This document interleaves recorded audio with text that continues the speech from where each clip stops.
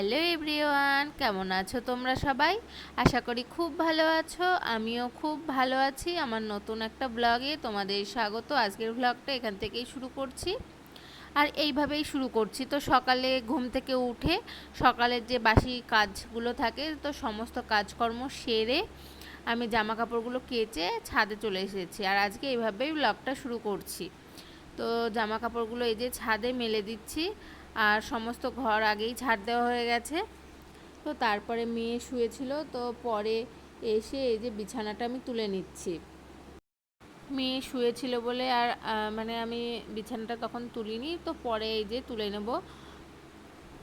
তো সব বালিশগুলো আমি নামিয়ে তারপরে বিছানাটা ঝেড়ে বিছানাগুলো তুলে নেব।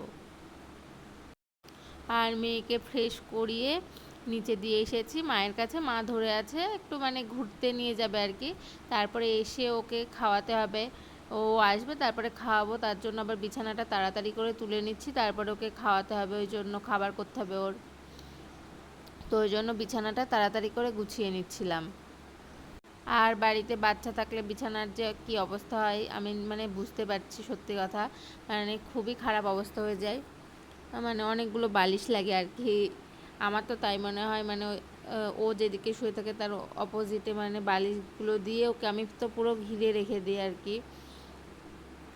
তার জন্য বিছানাটা বেশি নোংরা হয়ে যায় আর কি। তো বিছানাটা সাট করে একদম বিছানার চাদরটা মানে ঝেড়ে সাট করে নিলাম। তারপরে বালিশগুলো ছিল, তো বালিশগুলো সাজিয়ে নিচ্ছিলাম।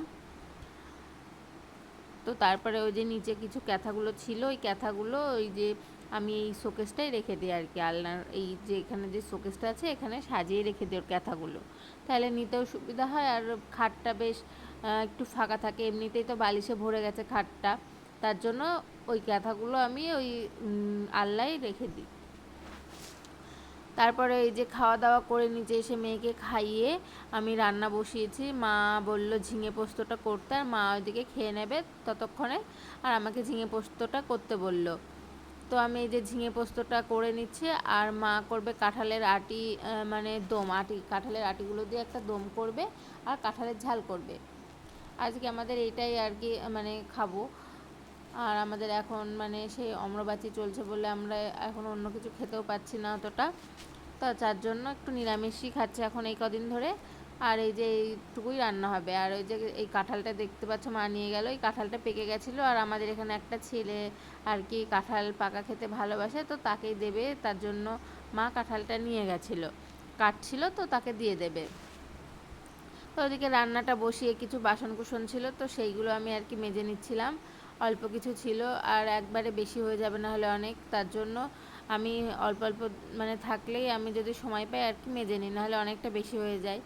তো এইদিকে বাসনগুলো আমার মাজা কমপ্লিট হয়ে গেছে। তারপরে আবার এই যে তরকারিটা আমি তেল পেড়ে নেব। তো এই যে ঝিঙে তরকারিটা নামিয়ে রাখলাম, তারপরে কড়াইটা একটু ধুয়ে নেব, তারপরে তেলটা পেড়ে নেব আর কি। তো এই যে এইদিকে আমি হচ্ছে ঝিঙে পোস্তটার তেলটা পেড়ে নেব। আর তোমরা দেখে জানিও ঝিঙে পোস্তটা দেখতে কেমন হয়েছে। খেতে তো ভালোই হয়েছিল, মা বাবা দুজনেই বলেছে। এই যে কেমন হয়েছে তোমরা জানিও।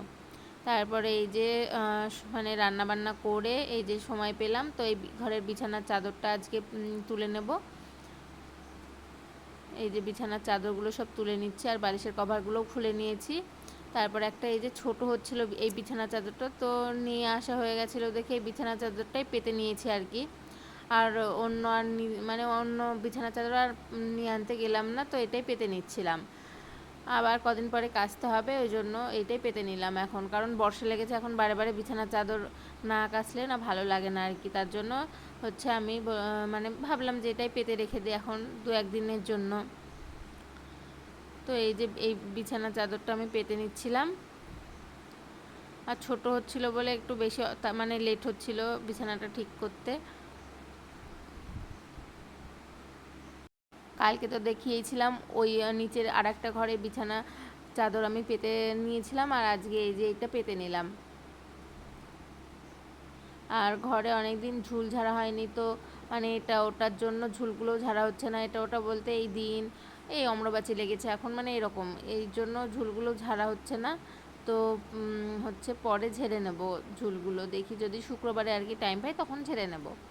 আর এই যে বালিশের কভারটাও খুলে নিলাম, তো পরে পরিয়ে দেবো আর কি। বালিশের কভারটা উপরে আছে অন্য বালিশের কভার, তো সেখান থেকে নিয়ে এসে পরিয়ে দেবো। আর বিকেলবেলায় এই যে একটু বাজারে বেরিয়েছিলাম, মানে একটু ফার্নিচারের দোকানে, এর আগের দিন তো দেখালাম গিয়েছিলাম, তো ওখানে দরকার ছিল, তো তার জন্য গিয়েছিলাম বিকেলে আমি আর মা বাজারে। তো আসার পথে একটু ফুচকা খেয়ে নিয়েছিলাম, দই ফুচকা নিয়েছিলাম, আর কিছু গাছ কিনে নিয়ে এসেছিলাম। এই যে এই গাছগুলো কিনে নিয়ে এসেছিলাম। তো কেমন হয়েছে তোমরা জানিও, কমেন্ট করে জানিও কেমন হয়েছে। আজকের ভিডিওটা এতটাই ছিল, ভালো লাগলে লাইক কমেন্ট অ্যান্ড শেয়ার করে দিও। চলো টাটা।